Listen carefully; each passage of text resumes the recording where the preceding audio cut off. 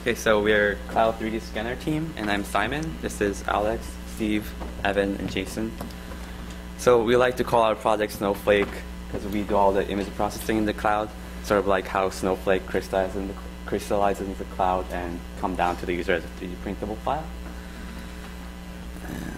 So our primary goal was to scan an object using Connect and process it in the cloud and return a 3D printable file. And our focus was on requiring no extra hardware other than the Connect and PC, and of course 3D printer if you're to print that file, and requiring no high-end computers because all the computing technologies use the local machines for all the processing, and we try to make it simple even for the first-time users, and requiring no CAD program. And so the state of the project, we were successful in meeting our goal, and we are able to scan an object with the Connect using our software, upload that data, and then return the user a 3D printable STL file. And we actually have one printing in Epic right now, so by demo time we'll have a little plastic Tide bottle to show everybody. And in addition to that, we also have a fairly robust web application, and users create accounts. They can view and download their past scans. They can browse other users of the web app's scans and download those if they had made them public. You can search scans by keywords that the users have entered when scanning. And I guess the one little caveat is some of the scans there's a little bit of noise, and most of them you can print right away, but every once in a while you'll get a scan with a little bit of noise and something that you need to like delete a little orb floating off to the right in CAD, but other than that it goes very smoothly. And this is a picture of like how easy it is. You only need the Connect, and you just plug it into the computer, and you use our application and to scan it. So this is us scanning a Tide bottle. So this is our technical overview of our project. So I'm just going to go over like really quickly on how our system is going to work and how you scan an object. So if we start over to the very left-hand corner, you see the object gets scanned by the Connect. We have a desktop application, and then that desktop application sends it to this Windows Azure cloud service that we're using, and then on that cloud service we have Ubuntu and then a web server and a Ruby on Rails framework to actually manage all that. It goes through these processing scripts in C and C++, and after that processing, we create an STL file that will be stored in the cloud storage. Again, and then after that, the desktop application will ideally request that, like the user will request it, and then we will send them an STL file to print. And ideally, the user would have to find a 3D printer, and then they would need to, they will be able to print it and have like ideally a copy of the object. So we're each going to just kind of explain the leads we took on the project. I'm Evan. I worked on a few things on the project, such as interfacing with the Connect. That involved using the Connect's API called Connect Fusion, which allowed us to communicate with it on our desktop application. Also to create an input handler. So anytime a user had an input that would relate to the Connect, I had to relay that input to the API so it could correctly change the hardware as necessary. I was also responsible for working on the desktop application. I worked on designing how it was going to be created, I guess, what the architecture of it was, the class design for it. We ended up using a Windows Presentation Foundation application, which is part of the .NET framework, which is written in C#. I also worked on the scanning functionality, which had a few features, such as taking the Connect data and visualizing it, capturing a frame of data from the depth stream of the Connect, and then there were some advanced features, such as the ability to auto-scan. So I took the lead in basic controls and all other applications. And for scanning, I made the controls for the setting depth thresholds so you can focus on the object more easily. And I've also implemented the main functionality of the browse model where users can view their previous scans and download them. And also made it look pretty by applying a modern look, which Windows 8 has. Okay, I implemented the web application, so I created and designed the API and did all the backend for the user accounts, the browsing, searching, the authentication, and interfacing with the 3D processing code. And I also wrote the code to take the raw Connect depth data and turn it into 3D point clouds, and then align them and smooth out and remove the noise from that concatenated point cloud. And so Alex just mentioned smoothing and aligning the point clouds. So what we used was a point cloud library and the visualization toolkit to create a surface over our point cloud to create an STL file.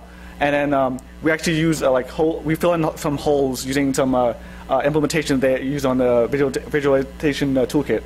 And so that's some of the things I did for the project. And at the very end, I think the very last algorithm we used was like a power request algorithm to create this STL, create the final mesh on the file to print. So I guess that was my part of the project, and that's how, I guess, in generally how we did create the STL. I'm Steve. I took charge of the browse module, which allows you to view previous scans, either by yourself or other users.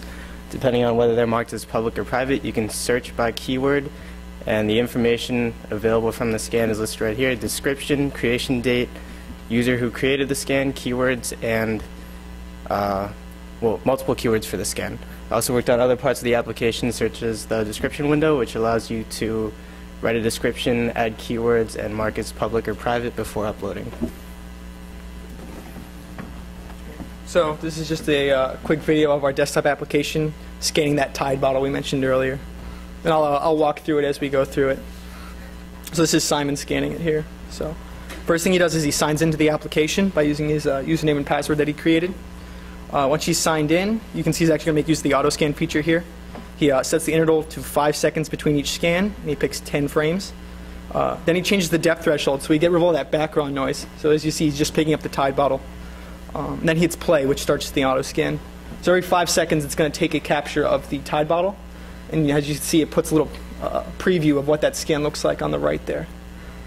So as it goes, he keeps turning the bottle, so we get more rotation of the bottle, so we can get a better scan. So ideally, you want to capture a 360-degree capture of the object.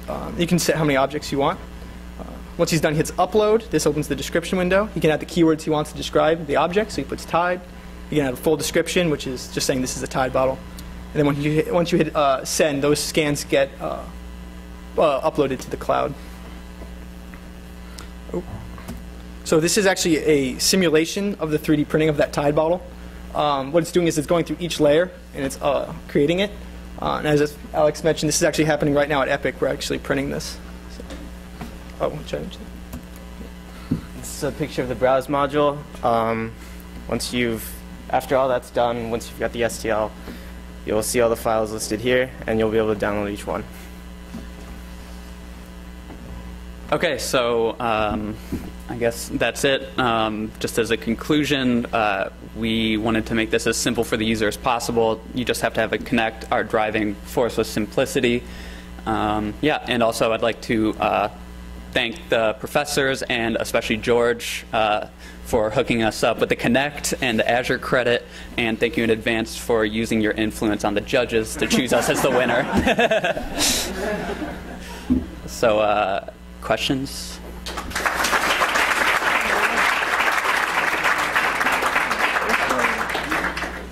What kind of resolution are you getting with this scan?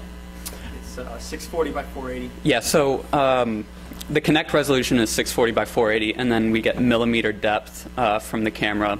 So it's kind of tough to quantify it because it's not like super accurate. But we have, I don't have a number for you, but if something's about the size of like your head, like a foot by a foot by a foot, we get a decent replication, and that's the ideal size. But you can scan anything of any size, and we'll do its best to create a 3D file for you. How many rotations do you have to do, or like what degree do you have to turn it each time you take a slice? Right. So there isn't like a hard number that you have to do.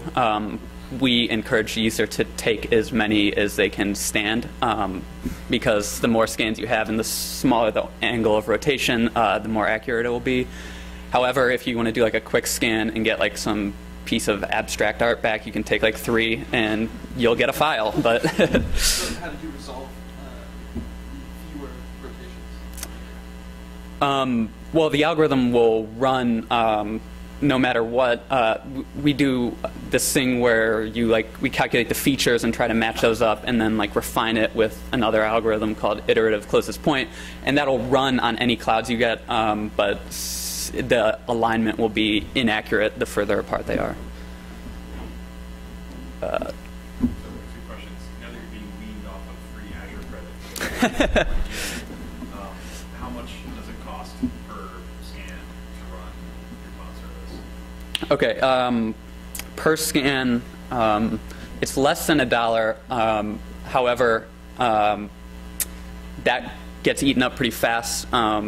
This is like pretty computationally intensive processing that really the reason that other scanners want you to have a specific GPU is because it maps really well to parallel processing. But we're doing all of this on like a web server CPU, which eats up 100% of the CPU while it's running.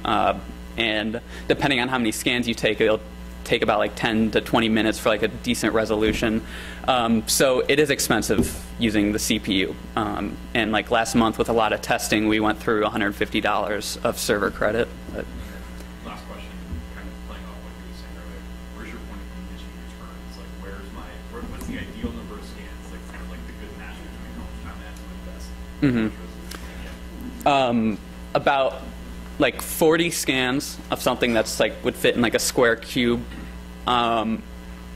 So yeah, I mean like spinning it 40 times, then you go eat lunch and you come back and you'll have an STL. Yeah. What happens if you don't scan a full 360 degree? Like what if you just do 180 degrees? It'll attempt to like fill it in. Yeah. So. So does it notify the user that it says, hey, we don't think you've finished scanning your Tide bottle, keep spinning? Or? No, we don't notify them. But. Do you check the point cloud? So like lots of times people will scan an object with Connect and then they'll bring it into Mesh Lab and they'll be like, hey, this is a proper example. Do you guys do any sort of checking on that so that, do you use FDM for your printing process? No, we like we return the STL, but it's up to the user to like load it into their printer's software. So like we have been testing it by loading it into the MakerBot software, and I guess unfortunately we don't find out if it won't print until we hit print. But yeah. Okay. Also, have you thought about bringing this into like Thingiverse, like because you get a lot of attention that way, and you connect up, and people will respect the open source. Yeah, and you're talking about like the MakerBot website. Yeah. It's something we thought about. We considered scraping it to make our demo more impressive, but we didn't really do a whole lot of research into that. Did you do it all playing with resolution, so you have a massive resolution? Yeah, we have the. Did you scale it down? Does it like dramatically improve the processing time? Did you add better resolution? Did you get a better final product? Yeah. Well, actually, we do like once we transform the Connect data into like the individual point clouds, and we do downsample them a little bit to speed up the process. But there is a threshold. You need to do a certain amount of downsampling to remove some noise. But the more points you have, the more accurate it is. But it will take like exponentially longer to run. So. I have a Connect 2 and I'm fixing my car. How long would it take you to get that on? I think it would work. Or actually, it wouldn't. It would take like a couple days.